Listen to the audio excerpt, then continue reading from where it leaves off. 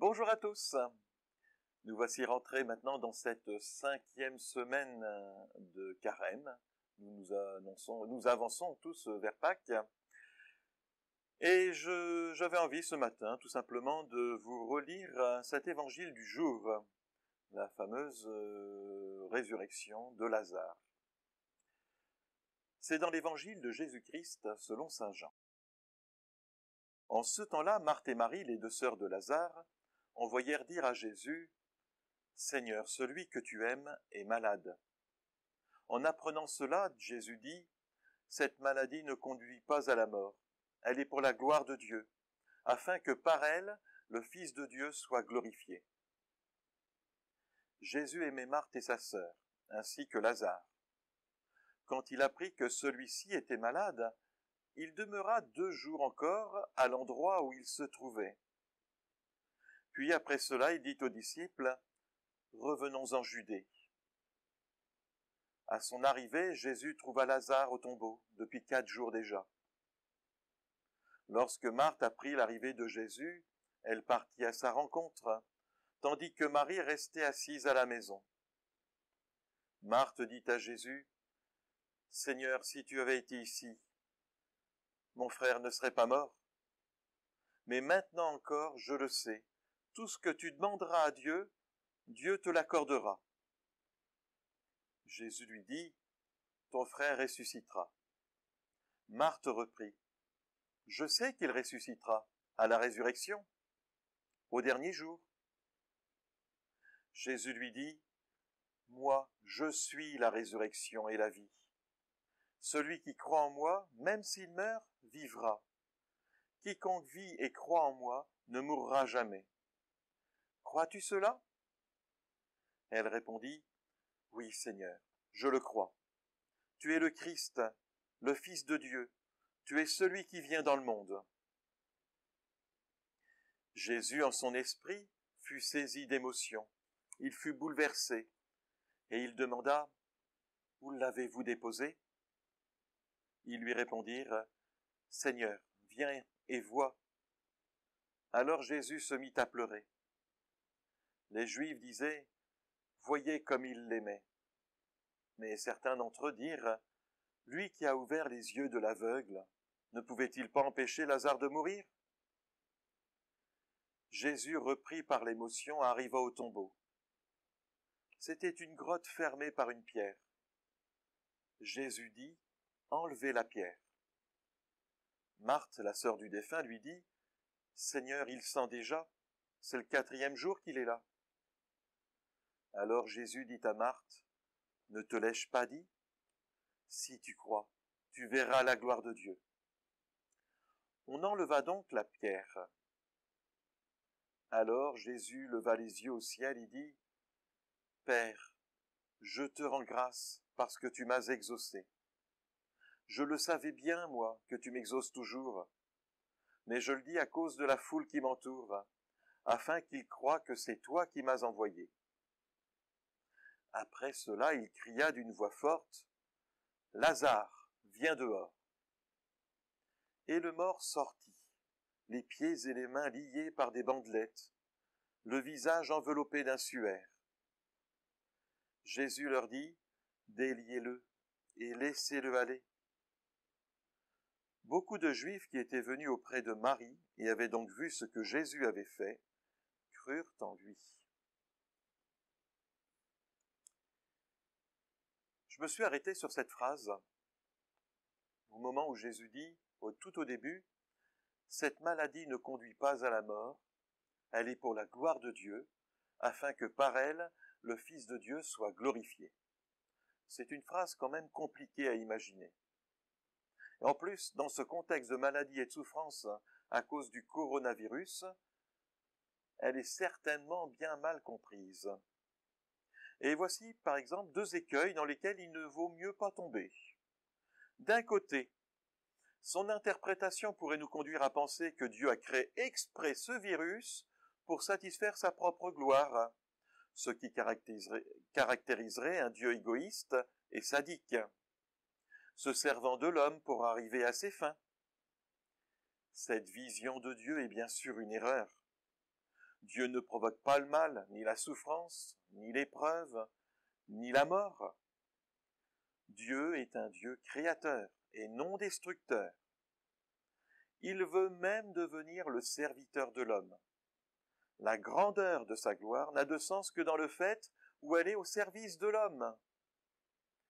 D'ailleurs, dans l'histoire de notre humanité, quels sont les grands personnages que nous retenons, que nous prenons en exemple? N'est-ce pas ceux qui se sont donnés aux autres en général?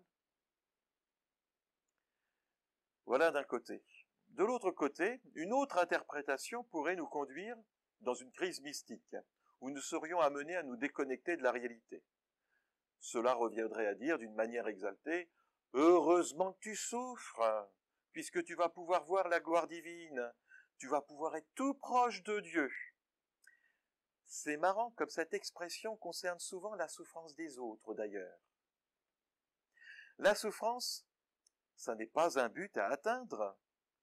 Ce n'est pas parce que j'aurai beaucoup souffert que j'irai au paradis. Le but à atteindre, c'est la vision de Dieu, face à face. Et si le chemin peut être clément pour y arriver, eh ben tant mieux. Souvenons-nous de Jésus dans le jardin des Oliviers, juste avant son arrestation et sa passion. Il disait, « Ah, si seulement cette coupe, autrement dit cette souffrance, pouvait passer loin de moi. » Ce n'est pas parce qu'il a beaucoup souffert qu'il nous a sauvés. C'est parce qu'il nous a beaucoup aimés. Voilà les deux écueils dans lesquels il vaut mieux pas tomber. Lorsque Jésus dit que la maladie est pour la gloire de Dieu, il veut en fait nous proposer un chemin à faire. Il veut que nous nous mettions en marche et que nous prenions notre brancard comme ce malade qu'il avait guéri chez Pierre à Capharnaüm. Jésus n'a pas gommé le brancard. Il lui a dit, prends ton brancard et puis va-t'en.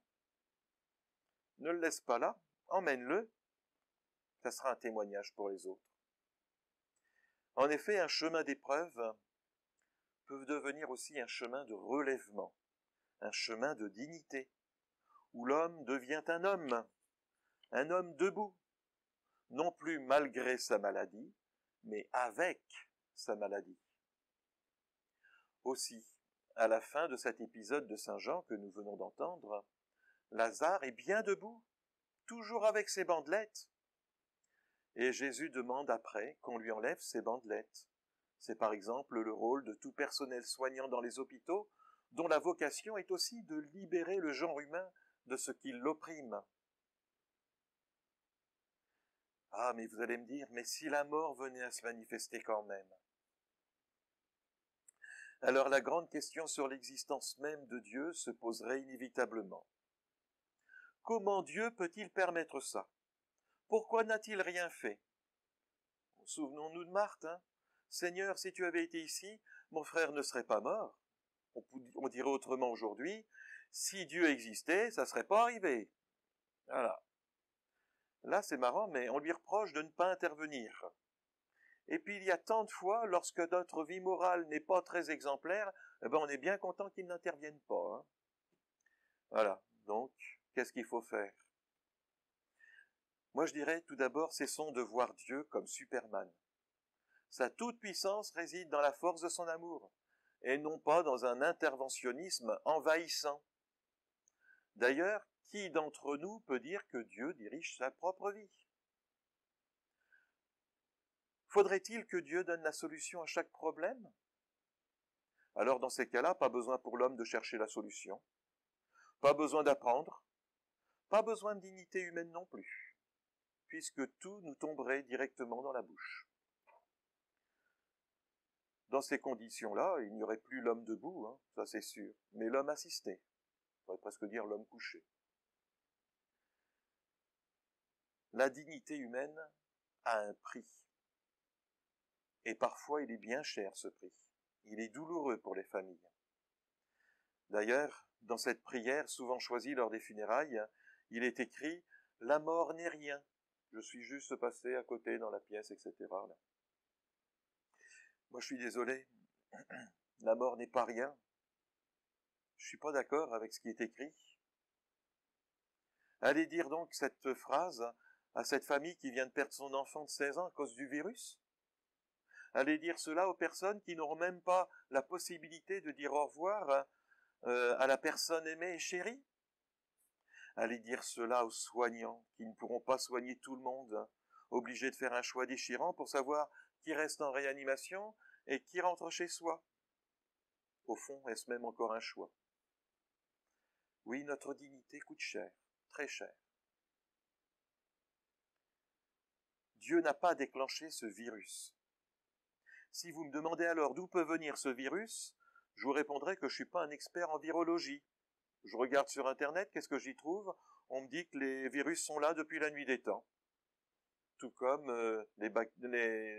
toutes les cellules qui ont fait en sorte que l'homme advienne à ce qu'il est aujourd'hui. Voilà. Donc,